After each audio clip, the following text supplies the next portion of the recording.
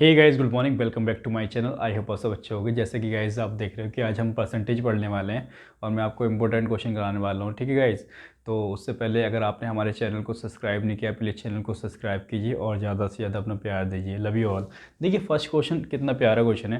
Question है कह रहे हैं, यदि एक गाँव की जनसंख्या में, कोई गाँव है और उसकी जनसंख्या में पहले साल फर्स्ट ईयर 37 1/2% की वृद्धि हो जाती है। ठीक है, और दूसरे साल में के अंत में 16 2/3% की कमी हो जाती है। और तीसरे साल की बात करें तो कह रहा है कि तीसरे साल में बढ़ोतरी हो जाती है, वृद्धि हो जाती है 9 1/11% की। तो गांव की जनसंख्या 3 साल बाद 15,000 हो जाएगी। 3 साल बाद कितनी हो जाएगी? 15,000। तो गांव की वर्तमान जनसंख्या बतानी है कि वर्तमान जनसंख्या होगी क्या। तो देखो, if the population of a town increase by 37 1/2% in first year, ठीक है, and decreased by 16 2/3% in second year, and gain increased by 9 1/11% in third year. If the population after 3 year becomes 1500, find the present day population। ठीक है, आइए, थोड़ा space की need है तो मैं इसको इरेज कर दे रहा हूँ और सो दैट कि अच्छे से हो जाए ना। ये देखिए, आइए जरा क्वेश्चन कर लेते हैं। देखो सबसे पहले करना क्या है, हमें दे रही है पहले साल की, तो 37 1/2%। तो भाई आपको पता होना चाहिए कि 37 1/2% होता क्या है। तो देखो फिलहाल तो ये 3/8 होता है। अब क्या हो रहा है, वृद्धि हो रही है, तो ऐसे एक साइन लगा लो। ठीक है, वृद्धि से पता लगेगा कि वृद्धि हो रही है। दूसरे साल की अंत में 16/2/3% की क्या हो रही है, यानी कि 1/6 की क्या हो रही है, कमी हो रही है। भाई तीसरे साल की बात करते हैं तो तीसरे साल में कह रहे हैं कि वृद्धि हो जा रही है, फिर यहाँ कमी हो गई और तीसरे साल में 9 1/11% की फिर वृद्धि हो गई। अब देखो, इनको मैंने आपको सॉल्व करना सिखाया है फर्स्ट क्लास जब पढ़ोगे परसेंटेज की, तो उसमें आप देखोगे। ठीक है, तो इनको याद कर लेना, मैंने सब लिखवा दिया है वो। तो इसको आप 37 + 1/2 ऐसे लिख सकते हो, परसेंट बिल्कुल लिख सकते हो। ठीक है, तो इसको जब सॉल्व करोगे तो 7 जब इसकी मल्टीप्लाई करोगे, ठीक है, तो ये हो जाएगा 7 2 14 और 3 की 2 करोगे 6 और 1 7 + 1/2। ठीक है, एक काम करते, चलो कोई बात नहीं, मैं यहाँ कर देता हूँ। तो ये आ जाएगा 75/2। परसेंटेज के जब साइन हटाते हैं तो नीचे 100, तो 25 3 जा और 25 4 जा। ठीक है, तो 3/8 आंसर आ चुका है। मतलब इसका परसेंटेज की वैल्यू आ गई 3/2 4 जा 8। चलो लिख लेते हैं। तो इसको देखो, आप फटाफट इसको याद कर लो तो बेहतर रहेगा, ताकि टाइम जो वेस्ट हो रहा है ना, वो टाइम वेस्ट नहीं होगा। तो आ जाइए फिर। तो इसको हम लिख सकते हैं 3/8 और इसको लिख सकते हैं 1/6। क्या लिख सकते हैं? 1/6। और इसको लिख सकते हैं 1/11। अब बात कर लेते हैं कि हाँ क्या हो रहा है, वृद्धि हो रही है तो प्लस का साइन, और यहाँ क्या हो रहा है, लॉस, क्या हो रहा है, कमी हो रही है तो माइनस लगा दो। ठीक है, ये 1/6 है और यहाँ भी वृद्धि हो रही है, देखने को मिल रही है। तो देखो पहले साल ये जो फ्रैक्शन है हमें बताता है कि अगर कोई चीज़ स्टार्टिंग में अगर जो 8 थी तो बाद में वो घट रही है या बढ़ रही है, उसके हिसाब से जैसे अगर बढ़ रही है तो कितनी हो जाएगी, 8 और 3 ऐड करोगे तो 11 हो जाएगी। यानी कि पहले साल अगर 8 थी तो 8 से हो गई कितनी हो गई, जब वृद्धि हुई तो 3 लिख रहा हूँ 11। ठीक है, तो 8 + ये 11 हो जाएगी ना। अब ये तो फर्स्ट ईयर की बात होगी। वहीं सेकेंड ईयर की बात करें तो अगर पहले 6 थी तो अब एक कम हो गई है, यानी कि 5 हो गई। पहले 11 थी तो अब क्या हो गई, एक बढ़ के 12 हो चुकी है। बस जो कटता है काट दो, फटाफट सॉल्व कर दो। तो कट देखो 11 से 11 कट जाएगा यहाँ पे, और 4 2 जा और 4 3 जा। ठीक है, 3 बन जा 3 2 जा, तो कुछ रहेगी नहीं, क्या 2 2 जा 4 आ गया आपका, और इधर देखने मिलेगा आपको 5। क्या देखने मिलेगा, 5। एक बार और सॉल्व कर लेते हैं। 8/11 हो गया, 8 10 11 6, और ये 5 आ गया, 11 आया, और 11 1 हट गया 12 आ गया। ठीक है, एक 11 से 11 कट गया, और 4 2 जा 8 और 4 3 जा, ठीक है, 3 बन जा और 3 2 जा 6। ठीक है, यानी कि ये आ गया 4 और ये आ गया आपका 5। इतना क्लियर हो गया। तो ये जो रेशियो हमें बता रहा है ना 4:5, 4:5 हमें बता क्या रहा है, 4:5 ये बता रहा है कि कोई चीज़ अगर स्टार्टिंग में अगर 4 थी और वो कितनी हो गई, 5 हो गई, ठीक है 5 होगी, यानी कि 3 साल बाद कितनी होगी 5 होगी। वो कह रहा है 3 साल बाद भैया 5 नहीं हुई है, ये हुई है 15,000। कितनी हुई है 15,000 हुई है। इसका कितने टाइम 5 दिए 15 0 0 3,000 टाइम। ठीक है, ये 3,000 कहाँ से आया भाई, इससे डिवाइड करोगे, ठीक है 5 से डिवाइड करोगे इसे तो कितना आ जाएगा 3,000 आ जाएगा। तो इसलिए जो वर्तमान की जनसंख्या 4 ना हो के इसका 3,000 टाइम कितना हो जाएगा 4 3 12 0 0 0, ठीक है 12,000 रही होगी। कितनी रहोगी 12,000। तो बहुत प्यारा क्वेश्चन है, बहुत इंपॉर्टेंट क्वेश्चन है, तो इसको आप नोट डाउन करिए। नेक्स्ट क्वेश्चन की ओर बढ़ते हैं। आइए क्वेश्चन नंबर 2 कर लेते हैं। और क्वेश्चन नंबर 2 देखिए क्या है, यदि एक गांव की जनसंख्या में पहले साल 37 1/2% की वृद्धि हो जाए, मतलब फर्स्ट ईयर कह रहा है वृद्धि हो जाए, और दूसरे साल के अंत में 16 2/3% की कमी कर दी जाए, तो तीसरे साल के अंत में 14 2/7% की कमी कर दी जाए। मतलब कि देख रहे हो, पहले साल इतने की वृद्धि हो जाए, दूसरे और तीसरे साल कमी हो रही है, तो गांव की जनसंख्या 3 साल बाद इतनी हो जाएगी। तो गांव की वर्तमान जनसंख्या बताने की प्रेजेंट टाइम में जो जनसंख्या है वो कितनी है। ठीक है, if the population of a town increase by 37 1/2% in first year and decreased by 16 2/3% in second year and again decreased by 14 2/7% in the third year, if the population of 3 years become after 3 years 55000, find the present population। ठीक है, तो थोड़ा सा space की need है, आप इसको note down कीजिए। ठीक है, इधर देखिए क्वेश्चन कर लेते हैं, बहुत ही प्यारा क्वेश्चन है। तो देखो क्या कह रहा है क्वेश्चन। पहले तो कह रहा है कि भाई 37 1/2% की वृद्धि हो गई है पहले साल। भाई बात करें दूसरे साल की, कह रहा है 16 2/3% की कमी देखने को मिली, फिर तीसरे साल भी कमी देखने को मिली है। ये अब इसको वैल्यू आपको पता होना चाहिए कि 37 1/2% होता क्या है। तो कितना होता है, ये तो होता है आपका 3/8। कितना होता है 3/8। वहीं 16 2/3% कितना होता है 1/6। कितना होता है 1/6, और ये होता है 1/7।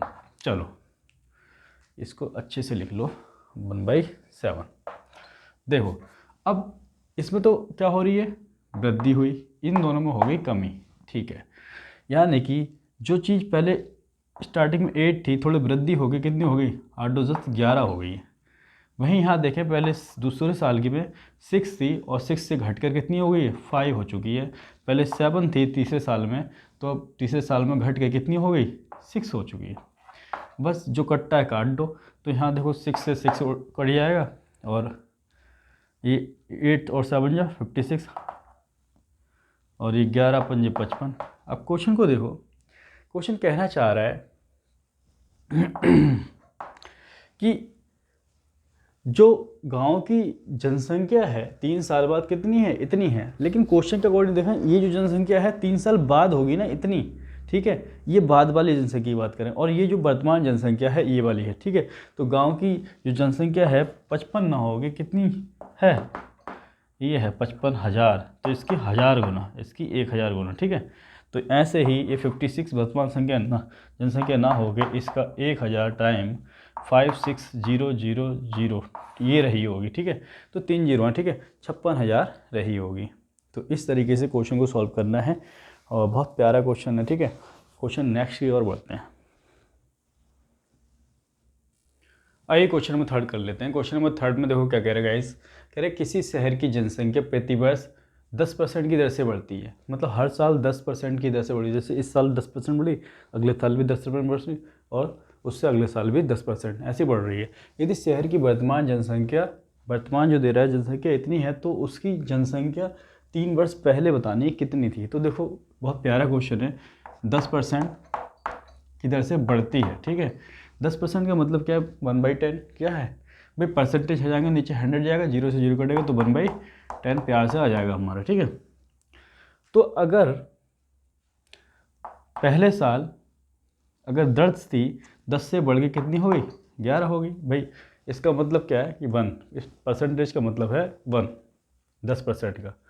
तो पहले साल 10 से 11 हो गए, तो दूसरे साल भी क्या होगी, जाहिर सी बात है तीसरे साल भी क्या होगी यही होगी 10 से 11, 10 से 11। तो ये तो आपकी हो गई, इसको 1000 आ गया और इसकी मल्टीप्लाई 11 11 में 121 और 121 की इसमें करोगे तो 1331 कितनी आई 1331।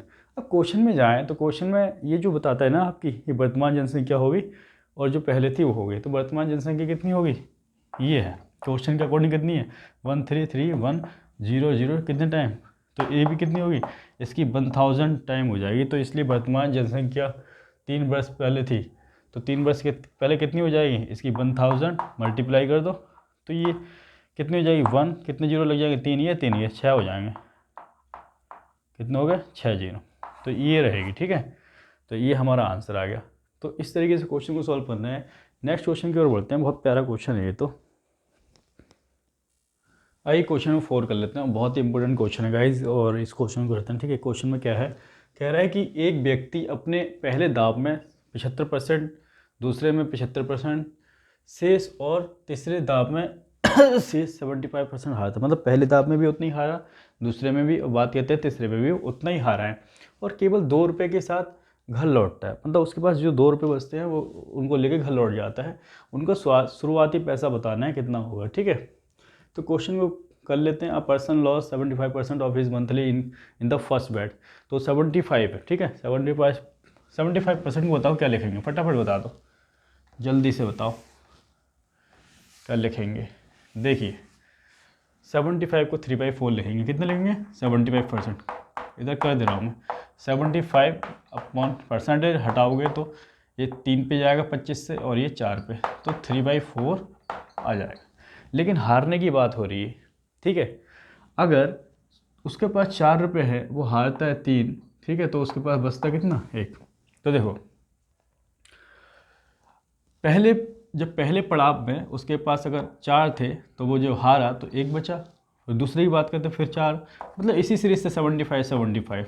ठीक है, तो जब इसकी मल्टीप्लाई करोगे 4 चौक 16 चौका 64 और ये हो जाएगा 64:1। इन 1 की मल्टीप्लाई 1 से करोगे तो 1 ही आएगा। ठीक है, तो कहने का मतलब ये है कि ये वो राशि है जो उसके पास स्टार्टिंग में थी, कितनी थी 64 रुपये, और ये वो राशि आ गई, वो पैसे आ गए जो लास्ट में बचे हैं उसके पास। लेकिन क्वेश्चन कह रहा है 1 रुपये नहीं बचा है, 2 रुपये बचे हैं लास्ट में। कितने बचे हैं 2 रुपये इसके 2 टाइम। ठीक है, तो ये 64 रुपये भी ना होकर जो स्टार्टिंग में उसके पास इसका 2 टाइम रहा होगा 128 रुपये रहा। कितना प्यारा क्वेश्चन है ना, तो ये हमारा आंसर आ गया। ठीक है, तो 128 उसके पास स्टार्टिंग में रुपये होंगे। ठीक है, तो इसको आप नोट डाउन करें। नेक्स्ट क्वेश्चन की ओर बढ़ते हैं। आइए क्वेश्चन नंबर 5 करते हैं। हम बहुत ही इंपॉर्टेंट क्वेश्चन है, लाजवाब क्वेश्चन है, बहुत प्यारा क्वेश्चन है।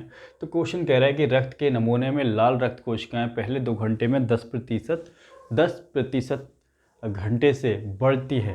पहले 2 घंटे के लिए 10% बढ़ जाती हैं। ठीक है, फिर अगले 1 घंटे के लिए, अगला जो 1 घंटा आता है तो 10% घट जाती हैं। फिर कह रहा है अगला 1 घंटे में स्थिर रहती हैं, फिर 1 घंटे स्थिर रहती हैं। ठीक है, कोई वो हेरफेर नहीं होता उसमें। और फिर अगले 2 घंटों में 5% प्रति घंटा की बढ़ जाती हैं। अगले 2 घंटों में फिर और बढ़ जाती है 5%।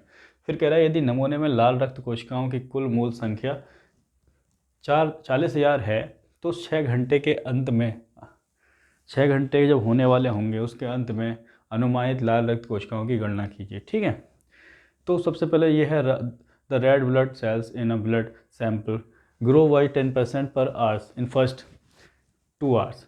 तो सबसे पहले ना इसको आप नोट डाउन कर लो। ठीक है, क्योंकि स्पेस कम है तो इसको आप नोट डाउन कर लें, फिर देखते हैं। देखो क्योंकि ये है क्वेश्चन थोड़ा और इम्पोर्टेंट काफ़ी है क्वेश्चन, तो आइए इस क्वेश्चन को सॉल्व करते हैं। देखो सबसे पहले क्या है कि लिख लेते हैं 2 घंटे के लिए ना, पहले 1 घंटे के लिए, फिर अगले 10% की से बढ़ी। ठीक है, फिर जब तीसरे घंटे में क्या हुई घट गई, फिर बात करें स्थिर रहती है तो स्थिर को लिखने की जरूरत नहीं है। फिर कह रहे फिर अगले 2 घंटों में तक बढ़ जाती हैं 5% की वजह से, 5% और 5%। ठीक है, ये बढ़ेगी। तो देखो 10% का मतलब क्या है 1/10, कितना है 1/10 है नहीं है भाई। 10% अपॉन 100 करोगे परसेंटेज हटाओगे तो 0 से 0 कट जाएगा तो 1/10, तो ये आया 1/10। चलो लिखना चाह रहे हो तो लिख लो 1/10 1/10 और 1/10, और इसको क्या लिखोगे देखो इसको लिखोगे 5 अपन ये लिखोगे तो 20 लिख दोगे ना, 5 2 जा तो 1/20 क्या लिखोगे 1/20, और यहाँ भी अगेन 1/20 और 1/20। चलो ऐसे कर लो। अब ये माइनस का हो जाएगा क्योंकि ये वाला जो है घट रहा है, और बाकी सब प्लस में जाएगा। किस में जाएगा? प्लस में जाएगा। बहुत आसान हो गया अब तो। पहले घंटे 10 से 11 हुई क्योंकि 10 से बढ़ के, फिर दूसरे घंटे भी 10 से क्या होगी 11 होगी, तीसरे घंटे 10 से क्या हो जाएगी 9 हो जाएगी क्योंकि घट रही है। फिर 20 से 21 हो जाएगी, बढ़ रही है। फिर 20 से थोड़ा स्पेस है ना कम पड़ रहा है, एक काम करते हैं मैं इसको ना इरेज कर दूँ। चलो यहाँ लिख दे रहा हूँ ना। देखो पहले 10 से 11, फिर 10 से पास में लिख दे रहा हूँ थोड़ा ना, फिर 10 से 9, फिर 20 से 21, फिर 20 से 21। इतना क्लियर हो गया? ठीक है। अब जब इसकी मल्टीप्लाई करोगे तो ये कितना हो जाएगा 2 2 जा 4, और कितने जीरो आ जाएंगे 5 जीरो आ जाएंगे। तो मैं इधर लिख दे रहा हूँ 2 2 जा 4 और 5 जीरो, कितने जीरो 5 जीरो। ठीक है। अब ये देखिए ये लाख में चला गया ना, तो ये देखिए जब इसकी मल्टीप्लाई करोगे 11 की 11 से 121 और 121 की 9 से करोगे फिर 21 से, तो ये आएगा आपका 480 और 249। कितना आएगा 249, 480 249। लेकिन क्वेश्चन को अकॉर्डिंग देखें, ये जो है ना ये जो स्टार्टिंग में चीज़ थी और ये जो लास्ट में जो चीज़ बनती है, तो हमसे पूछा 6 घंटे के अंत में अनुमानित रक्त कोशिकाओं की गणना कीजिए। तो देखो ये दे रखी है हमें कुल मूल संख्या कितनी है कोशिकाओं की 40,000 है। कितनी है 40,000। लेकिन और ये कितनी है, ये कितनी है 40,000। ठीक है। और ये कितनी है 4 लाख। तो ये कितनी हो जाएगी 1/10 हो जाएगी, तो ये 40,000। तो ये भी कितनी, ये भी कितनी होगी 480,249 ना होकर 1/10 हो जाएगी। कितनी हो जाएगी 1/10। जब 1/10 करोगे इसका तो कितना आ जाएगा 48024 पॉइंट लग जाएगा। ठीक है। तो ये आ जाएगा 48024.9 लगभग। ठीक है। एप्रेक्स वैल्यू आ जाएगी। ठीक है 48024.9। ठीक है। मतलब कि भाई 10 से इसको डिवाइड करोगे तो पॉइंट लग जाएगा ना 9 के बाद, तो 48024.9 हमारा आंसर आ जाएगा। तो इस तरीके से कुछ क्वेश्चन को सॉल्व करना है, और बहुत ही इंपॉर्टेंट क्वेश्चन है, बहुत ही प्यारा क्वेश्चन है। तो आज की क्लास में बस इतना ही रखते हैं, बाकी क्वेश्चन नेक्स्ट क्लास में करेंगे। तब तक के लिए जय हिंद, वंदे मातरम। और यार चैनल को जरूर सब्सक्राइब करो और अपना प्यार दो। Love you all.